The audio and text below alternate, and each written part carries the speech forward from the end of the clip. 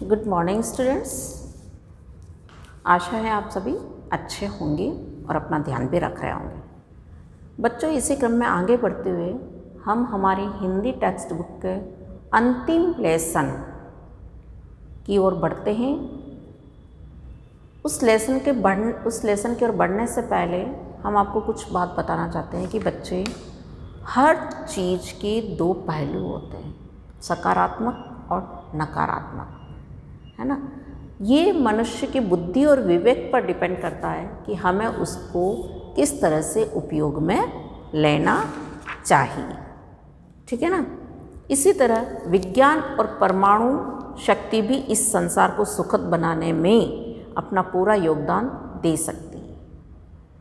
परमाणु शक्ति हर तरह से खतरनाक ही नहीं है, हम बस ये है कि हमको उसका उपयोग किस तरह से करना है, अच्छे कार्यों में करना है या विध्वंसकारी कार्यों में करना है ना। हम इसका अच्छे कार्य में उपयोग करके अपना जीवन सुखी बना सकते हैं। आज दुनिया में विभिन्न देशों के पास ऐसे ऐसे विध्वंसक हथियार हैं जिनसे समूची पृथ्वी नष्ट हो सकती है। इसका एक छोटा सा उदाहरण सबूत हम हिरोशिमा और नागासाकी में देख चुके हैं। आश्चर्य यह है कि इसके बाद भी दुनिया में हथियारों की होड़ नहीं रुकी। आज भी हर देश भयंकर से भयंकर हथियार पाने के होड़ में लगा हुआ है और एक दूसरे की जलन, ईर्ष्या, उन्नति को देखकर एक दूसरे का दुश्मन बना बैठा। क्या हम ऐसी स्थिति में हैं कि इस तरह की घटना को पुनः दोहरा सकें? बिल्कुल है। अगर हम सौहार्द की भावना रखेंगे तो ऐसी घटनाएं कभी नहीं घटेगी, लेकिन अगर हमारे अंदर एक दूसरे के प्रति ईर्ष्या की भावना होगी तो जरूर ऐसे घटनाएं घट सकती हैं। तो बच्चों, हिरोशिमा की आग पार्ट 19 विश्व प्रसिद्ध जापानी साहित्यकार तोशी मारुकी की रचना है। जापान वासियों के साथ साथ समस्त विश्व के निवासियों की स्मृति को ये पुनः जीवंत कर देती है। और ये जो लेखिका है तोशी मारुकी, इसका जन्म 1912 में हुआ था। जब ये घटना घटी तब ये और इनके पति दोनों वहाँ पहुँच गए और वहाँ पर इनकी सेवा भाव, वहाँ के जो निवासी थी उनकी सेवा में लग गए, हॉस्पिटल पहुँचाने में लग गए। तो बहुत कुछ इन्होंने भलाई का कार्य किया। उसी से मतलब दिल पिघल गया उस घटनाओं से। उसके बाद इन्होंने क्या किया, हिरोशिमा और नागासाकी पर अमेरिकियों द्वारा जो परमाणु बम गिराए जाने की घटना मानव प्रगति के इतिहास का एक कलंकित पन्ना है, इसके ऊपर उन्होंने अपनी रचना करी है, यानी उन्होंने इस लेख को लिखा है ना।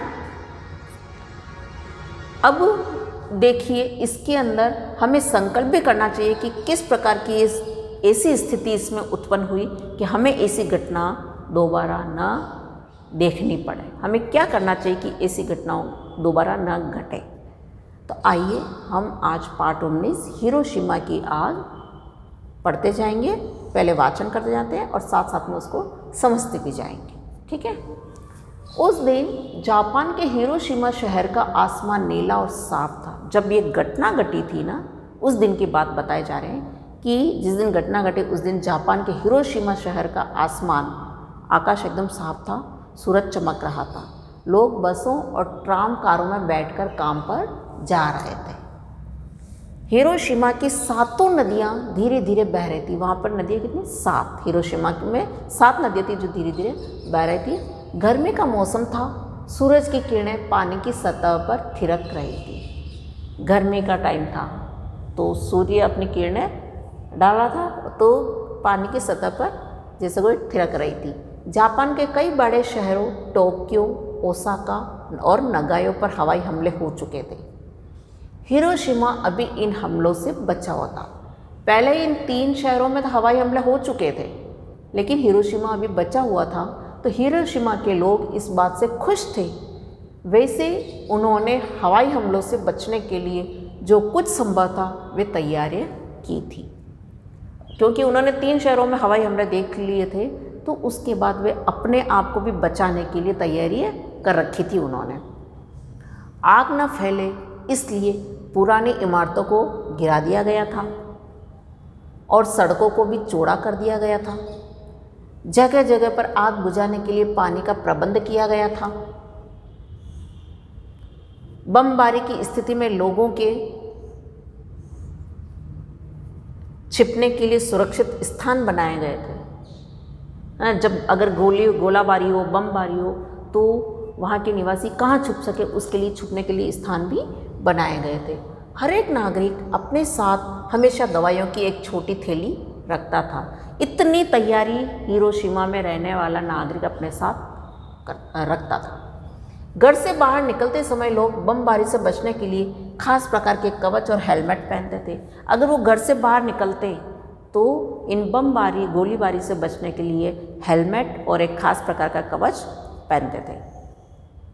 माई 7 साल की थी और वह हिरोशिमा में अपने माता पिता के साथ रहती थी। माई एक बच्ची का नाम है जो हिरोशिमा में अपने माता पिता के साथ रहती थी और वह 7 साल की थी। कल ही उसका चचेरा भाई गांव से आया था। वह अपने साथ खेत की कुछ ताज़ी शकरकंदियाँ लाया था। कौन लाया था? माई के चाचा का लड़का यानी चचेरा भाई। हम मौखिक प्रश्न में देख लेते हैं, हिरोशिमा और नागासाकी कहाँ स्थित है, वहाँ किसने बम गिराया? तो हिरोशिमा और नागासाकी जापान में स्थित है और वहाँ पर बम किसने गिराए थे? अमेरिका वासियों ने, यानी अमेरिकियों ने बम गिराए थे। हिरोशिमा में कितनी नदियाँ हैं? 7 नदियाँ धीरे धीरे करके बह रही थी। जापान के किन शहरों पर हवाई हमले हो चुके थे? 3 शहर थे, टोक्यो, ओसाका और नगायो। इन पर हवाई हमले हुए थे। लोग बमबारी से बचने के लिए क्या पहनते थे? तो ये रहा, लोग बमबारी से बचने के लिए खास प्रकार के कवच और हेलमेट पहनते थे। ठीक है ना। माई अपने माता पिता के साथ सुबह शकरकंदियों का नाश्ता करती। उसका चचेरा भाई वहाँ से शकरकंदियाँ लाया था, तो माई अपने माता पिता के साथ सुबह सुबह किसका नाश्ता कर रही थी?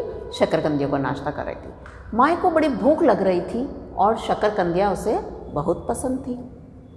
तभी अचानक एक भयंकर हादसा हुआ। चारों ओर आँखों को चौंधा देने वाली बिजली कड़की। एकदम हादसा हुआ, आवाज़ हुई भयंकर और चारों तरफ आँखों को चौंधा देने वाली बिजली कड़की, बहुत तेज बिजली। पहले नारंगी और फिर सफ़ेद रंग की हो गई। जब कड़की बिजली तो पहले कौन सी, जैसे कोई आग उगलती है ना, तो आग नारंगी रंग की होती है, वैसे ही पहले नारंगी और फिर सफ़ेद रंग की हो गई। ऐसा लगा जैसे हजारों बादलों से एक साथ बिजली गिरी हो। इस भयानक धक्के के प्रभाव से ऊंची इमारतें कांपने लगी और ढहने लगी। जब ऐसा हादसा हुआ तो जापान में तो बहुत बड़ी बड़ी बिल्डिंगें देखी थी आपने, जापान की बिल्डिंगें, बहुत ऊंची बिल्डिंगें, तो एक साथ इमारतें हिलने लगी, कांपने लगी और एक एक करके नीचे गिरने लगी, ढहने लगी। इस प्रलय से कुछ क्षण पहले ही अमेरिकी वायुसेना के विमान इनोला गै ने हिरोशिमा के ऊपर उड़ान भरी थी। जब ये प्रलय हुआ उसके थोड़ी देर पहले ही अमेरिकी वायुसेना के विमान, नाम क्या था? इनोला गै ने हिरोशिमा के ऊपर उड़ान भरी थी। उसने ही इस विस्फोटक बम को गिराया था। किसने? अब आपको पूछे कि अमेरिका के वायुसेना के जो विमान था वो कौन सा विमान था जिसने वहाँ पर ये किया, विस्फोटक बम गिराया था? तो इनोला गै ने। विस्फोटक, बड़ा प्रलयंकारी विस्फोट करने वाला बम है ना, फटने वाला। यह कोई साधारण बम नहीं था, यह एक एटम बम था। बम का नाम B-29 विमान के चालकों ने क्या रखा था? लिटिल बॉय रखा था। उस बम का नाम क्या था? उस एटम बम का नाम क्या था? Little boy. Little boy Hiroshima शहर पर 6 अगस्त 1945 को सुबह 8:15 पर गिरा। अब यह एटम बम हिरोशिमा के ऊपर कब गिरा था? 6 अगस्त 1945 को गिरा था। और हमारा देश कब आज़ाद हुआ था? 15 अगस्त 1947 को। तो 2 साल पहले की घटना है। सुबह 8:15 पर यह लिटिल बॉय वहाँ पर गिरा था। बम के विस्फोट के धक्के से माई तुरंत बेहोश होकर गिर गई।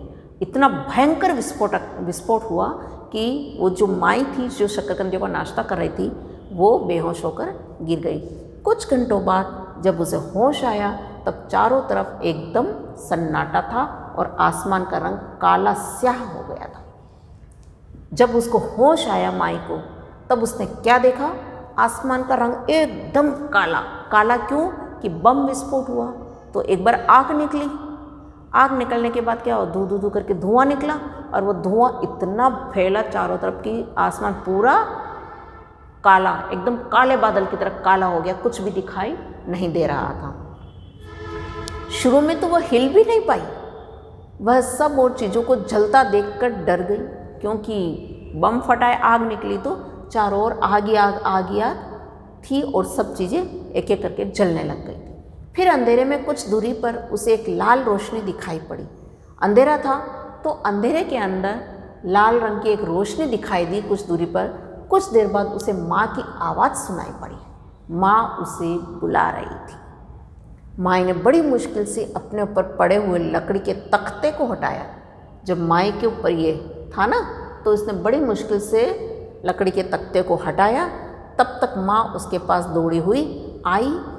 देखो माँ आ रही है और उसे अपने गले से लगा लिया। आई उसकी माँ दौड़ और उसको अपने गले से लगा लिया। हमें जल्दी करना चाहिए, माँ बोल रही उसको। माँ ने कहा, देखो तुम्हारे पिता आग में कितनी बुरी तरह से फंसे हुए हैं। बेटी को बोल रही कि तुम्हारे पिता भी आग में बुरी तरह से फंसे हुए हैं, तो हमें यहाँ से जल्दी से निकल जाना चाहिए। कुछ देर तक तो माई और माँ आग का भयानक तांडव देखती रही। अब कुछ देर तक तो उसकी माँ, किसकी? माई की माँ और माई दोनों उस आग का उग्र रूप, तांडव मतलब आग का बड़ा तेज उग्र रूप देखती रही और प्रार्थना करती रही। फिर माँ तेजी से लपटों में घुसी और पिता को सुरक्षित बाहर, पहले थोड़ी देर तक उसकी भी हिम्मत नहीं हो रही थी कि पिताजी को कैसे बाहर निकाले, तो देखती रही। फिर आखिर उसने हिम्मत करी, घुसी उन आग की लपटों में और उस माई के पिता को बाहर खींच के लेके आई। अच्छी तरह से पिता की हालत का मुआयना करके माँ ने कहा, मतलब मुआयना करना कहने का मतलब अच्छी तरह से भांपा, उसको देखा कि भाई कितना जल चुके, क्या है क्या नहीं। तो अच्छी तरह से उनकी माई की माँ ने माई के पिता को देखा, बहुत बुरी तरह से जल गए थे। फिर उन्होंने अपने किमोनो के कमरबंद को खोला। अब देखो बेटा, किमोनो क्या होता है? जापानियों के विशेष प्रकार का वस्त्र होते, किमोनो बोलते हैं उनको। जो जापानी लोग वस्त्र पहनते हैं, उनका विशेष प्रकार का जो वस्त्र होता है, उनको हम बोलते हैं किमोनो। तो उन्होंने अपने किमोनो के कमरबंद को खोला और उससे अपने पति के शरीर पर पट्टी बांधी। उसके बाद उन्होंने पति को पीठ पर उठाया और माई का हाथ पकड़कर दौड़ने लगी। अब हिम्मत देखो लेडी की, पट्टी बांधकर उसके बाद अपने पति को पीठ पर उठा लिया और माई का हाथ पकड़कर दौड़ने लगी। नदी की तरफ चलो, हमें जल्दी से जल्दी नदी पर पहुंचना है। अब वो नदी की तरफ क्यों जा रहे थे? क्योंकि वो आग में झुलसे हुए थे, आग लग रही थी। तो उन्होंने सोचा कि नदी में कूद जाएंगे तो आग बुझ जाएगी। नदी की तरफ चलो, हमें जल्दी से जल्दी नदी पर पहुंचना है, माँ ने आदेश दिया।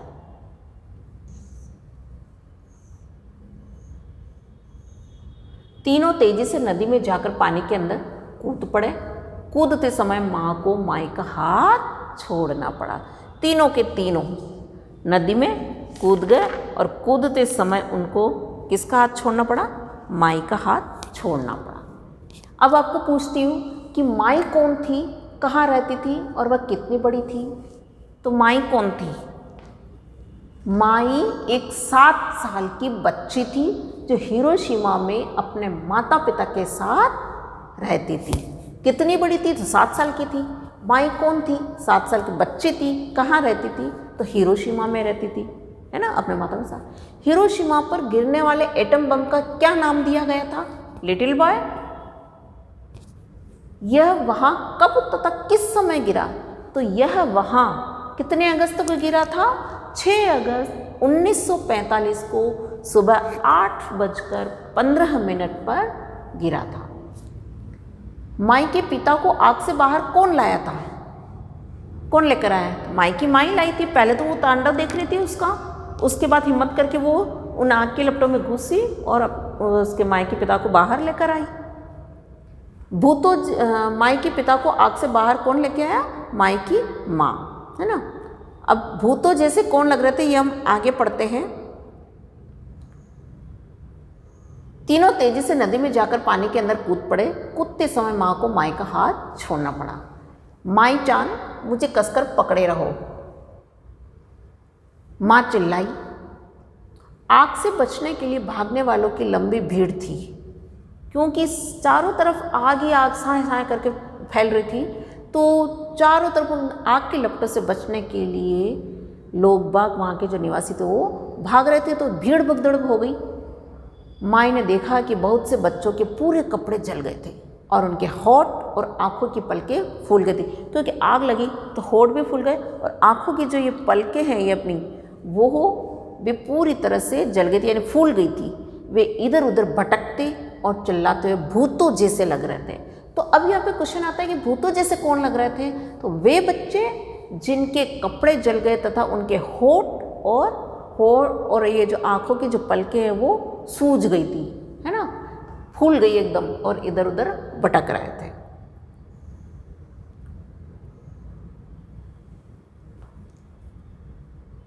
कुछ लोग इतने कमजोर हो गए थे कि वे सीधे मुंह के बल जमीन पर गिर पड़े।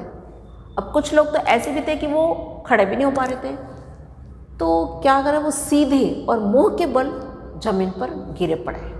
बाकी लोग उनके ऊपर गिर गए। हर तरफ लोगों के ढेर, कुछ उनके ऊपर गिर, भीड़ भगदड़ मच गई, एकदम आग लगी। तो कुछ कमज़ोर थे, बूढ़े जो बेसहारा थे वो गिर गए और कुछ उनके ऊपर गिर गए। कुछ भीड़ भगदड़ से उनको रौंदते हुए जा रहे थे। माई और उसके माता पिता ने पलायन जारी रखा, यानी भागना वहाँ से जारी रखा। जल्दी ही उन्होंने एक दूसरी नदी को पार किया। एक नदी में तो कूद गए, दूसरी नदी को पार किया। नदी के किनारे पर पहुँचते ही माँ ने पति के शरीर को तट पर रखा और वह खुद उसके पास लुढ़क गई। वो भी बेचारी लेडी है, इतना बल उसमें भी नहीं, तो थक गई। फिर दूसरी नदी के वहाँ पर उसके किनारे अपने पति को रखा तट पर नीचे और खुद लुढ़क गई। माँ को अपने पैरों के पास कोई चीज चलती हुई महसूस हुई। टप टप वह एक चिड़िया थी। अब माँ वहाँ लुढ़की हुई थी तो उसके पैरों के पास उससे कुछ महसूस हुआ और कैसे लगा था, टप टप। तो वो कौन थी? वो एक चिड़िया थी, एक नन्ही सी अबाबिल। अबाबिल मतलब एक छोटी सी चिड़िया जो अबोध थी, लड़खड़ाते हुए टप टप करके चल रही थी। लड़खड़ा रही थी वो भी, क्योंकि वो भी झुलस गई थी पूरी तरह से। एक आदमी का शरीर धीरे धीरे नदी पर तैरता हुआ जा रहा था। उसके पीछे एक बिल्ली भी थी। देखो, इंसान क्या, जानवर क्या, सभी उससे ग्रसित हुए इससे। जब माई ने पीछे मुड़कर देखा तो उसे एक कम उम्र की औरत दिखाई दी। अब माई दौड़े तो उस पीछे मुड़कर देखा तो उसको एक बहुत ही कम उम्र की औरत दिखाई दी। वह एक बच्चे को पकड़े थी और रो रही थी। हम किसी तरह यहाँ तक तो बचकर आए और फिर मैंने इसे दूध पिलाना बंद कर दिया। कौन कह रही है? वो जो औरत दिखाई दी ना, उसने कहा कि हम किसी तरह यहाँ तक तो बचकर आ गए, फिर मैंने इसे दूध पिलाना बंद कर दिया। उसने कहा, पर अब वह दूध नहीं पी रहा है, वह मर गया है।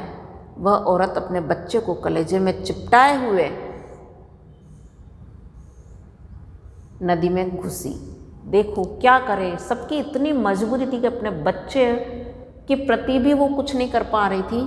तो पहले तो मैंने इसको दूध पिया, अब वो दूध नहीं पी रहा है, शायद वो मर गया। ऐसा करके वह नदी में घुसी। धीरे धीरे करके वह गहरे और गहरे पानी में गई और अंत में माई की आंखों से ओझल गई। धीरे धीरे वो भी नदी में कूदी, तो नदी में गहराई में जाती गई और अंत में वो भी, माई ये सीन देखती रह गई कि वो औरत भी आंखों से ओझल हो गई, मतलब गायब हो गई। इस बीच में आसमान काला स्याह हो गया और बादल गरजने लगे। आसमान भी देखो बिल्कुल काला सा, क्योंकि उसका धुआं तो चारों तरफ फैल चुका है, तो एकदम डार्क गहरा काला हो गया था।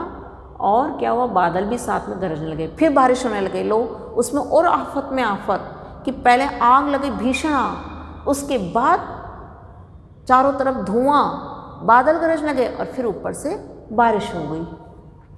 वैसे तो गर्मी का मौसम था, परंतु फिर भी हवा काफ़ी ठंडी थी। ऊपर से गिर रही बारिश एकदम चिपचिपी थी और उसका रंग भी काला था। फिर आसमान में एक इंद्रधनुष निकला, उससे आसमान की कालिख कुछ कम हुई। इस मंद रोशनी में मरे हुए और जख्मी हुए लोग साफ दिखाई देने लगे। 9 अगस्त 1945 के दिन जिस समय माई और माँ अपने ध्वस्त शहर को देख रहे थे, उसी वक्त जापान के एक अन्य शहर नागासाकी पर भी एटम बम गिराया गया। देखो उन दरिंदों को कि 6 अगस्त को तो कहाँ गिराया, हिरोशिमा में, और 9 अगस्त को फिर उन लोगों ने कहाँ पर गिराया, माई और माँ अपने ध्वस्त शहर को देख ही रहे थे, अपने इस गिरे हुए शरीर को, ध्वस्त यानी पूरी तरह से बर्बादी को देख ही रहे थे। तभी जापान के एक अन्य शहर यानी नागासाकी पर भी एटम बम गिरा दिया गया। वहाँ भी हिरोशिमा की तरह ही हजारों की संख्या में लोग मरे और जो बचे उनका सारा घर-बार तबाह हो गया। काफ़ी संख्या में लोग मर चुके हैं और कुछ बच भी गए होंगे तो लूले लंगड़े अपाहिज हुए होंगे और उनका मतलब पूरी तरह से वो तबाह हो गए, यानी बेघर-बार हो गए। मरने वालों में केवल जापानी ही नहीं थे, इनमें अन्य देशों कोरिया, चीन, रूस, इंडोनेशिया और अमेरिका के लोग भी शामिल थे। जिन लोगों ने बम गिराया उस देश के लोग भी वहाँ पर रहते थे। कोरिया, चीन, रूस, इंडोनेशिया आदि देशों के लोग भी वहाँ पर रहते थे। एटम बम जैसा प्रलयंकारी विस्फोटक दुनिया में पहले कभी नहीं इस्तेमाल किया गया था, यानी ऐसा विनाशकारी एटम बम बड़ा विनाशकारी, ऐसा विनाशकारी बम, विस्फोटक बम दुनिया में पहले कभी भी इसका प्रयोग नहीं किया गया था। इसकी तबाही की क्षमता 1000 साधारण बमों के एक साथ फटने से भी अधिक है, यानी एक एटम बम आपके 1000 साधारण एटम बम के बराबर, उससे भी अधिक है इसकी क्षमता।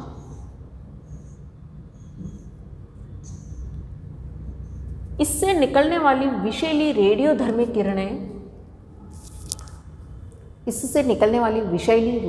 किरणें सालों तक लोगों की बीमारी और मौत का कारण बनेगी। क्योंकि देखो बेटा, बम फटता है तो उससे क्या होता है, विषैली किरणें निकलती है, तो उन विषैली किरणों से कई बीमारियां फैलती हैं, अपाहिज हो जाते हैं, अंदर हमें जैसे दमा जैसी श्वसन संबंधी बीमारियां हो जाती है, कई बीमारियां हो जाती है। तो इससे निकलने वाली विषैली रेडियोधर्मी किरणें सालों तक लोगों की बीमारी और मौत का कारण बनेगी। एकदम जल्दी से ये बीमारी ठीक होने वाली नहीं। जैसे कि आज हम भी इस कोविड-19 जैसी महामारी से ग्रसित हैं, हम भी, है ना। तो इस कोविड-19 महामारी में भी क्या, जब तक वैक्सीन रेडी नहीं हो जाती और वैक्सीन भी अप्लाई करने के बाद पूरी तरह से हम उससे सहमत नहीं हो सकते हैं, सेटिस्फाइड नहीं होंगे, तब तक इसका कुछ भी नहीं हो सकता है। तो बच्चों, हर बीमारी अगर इस महामारी आती है तो वो अपना असर छोड़ के ही जाती है।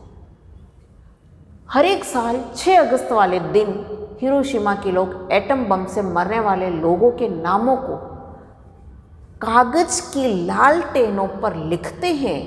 इन लालटेनों को जलाकर हिरोशिमा में बहने वाली 7 नदियों में छोड़ा जाता है। अब उनकी याद में, उस प्रलयंकारी घटना की याद में वो क्या करते हैं, वहाँ के लोग 6 अगस्त को कहाँ के लोग, हिरोशिमा के लोग, एटम बम से जो जो लोग मरे हैं, मरने वाले लोगों के नाम, जो नाम याद होते हैं वो तो लिख देते हैं, अपने अपने रिश्तेदारों के, हर लोग अपने अपने को लिखेगा। तो वहाँ पे क्या करते हैं, मरने वाले लोगों के नाम को क्या करते हैं, कागज़ की लालटेन बनाते हैं और उन कागज़ की लालटेनों पर लिखकर इन लालटेनों को जलाकर फिर जला देते हैं।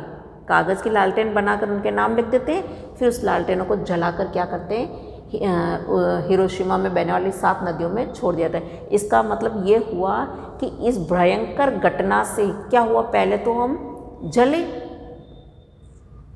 जलने के बाद हम नदियों में भी कूदे। तो वो यही कहना चाह रहे हैं कि कौन कौन मरा, उनके नाम लिखते हैं, कागज़ की लालटेन बनाते हैं, फिर उसको जला देते हैं और उस जलाने के बाद उसको नदियों में छोड़ देते हैं। धीरे धीरे ये नदियाँ अपने साथ मरने वालों की याद में बनी लालटेनें लेकर समुद्र में विलीन हो जाती है। और नदियाँ क्या करती है, बहती हुई कहाँ जाती है, अंत में समुद्र में जाती है। तो उसी तरीके उन्होंने कहा है कि बहने वाली जो 7 नदियाँ हैं जिनमें हमने लालटेन छोड़ा है या लालटेन छोड़ते हैं, वो धीरे धीरे क्या करती है, समुद्र की ओर बहती है और समुद्र की ओर बहती हुई उन वहाँ की यादों को समुद्र में विलुप्त कर देती है। ठीक है। तो माई को अपने पैरों के पास जो चीज़ चलती हुई महसूस हुई वह क्या थी? एक चिड़िया जिसके पंख जल गए थे।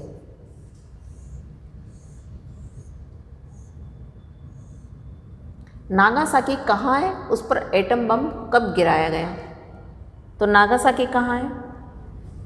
नागासाकी भी जापान का ही शहर है और यहाँ 9 अगस्त 1945 को एटम बम गिराया गया था, यानी 3 दिन बाद 6 अगस्त को तो हिरोशिमा में गिराया गया था और 9 अगस्त को नागासाकी में गिराया गया था।